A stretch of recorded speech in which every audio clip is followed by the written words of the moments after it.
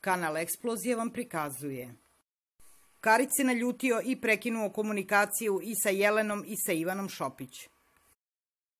Stefan Karić je dobio pitanje u emisiji Pitanje gledalaca: Jeleni nećeš da oprostiš, a Miljani jesi. Zbog čega? Glasilo je pitanje.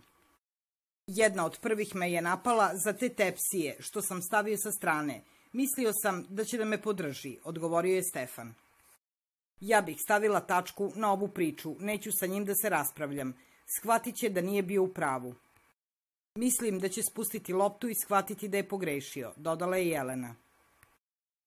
Slažem se sa Jelenom, mislim da ne treba da bi on neki svoj cilj ostvario, da treba mi da trpimo. On, ako mu kažeš nešto kao savet što se ne slaže sa njegovim, on odmah misli da ideš protiv njega, ispričala je Ivana Šopić.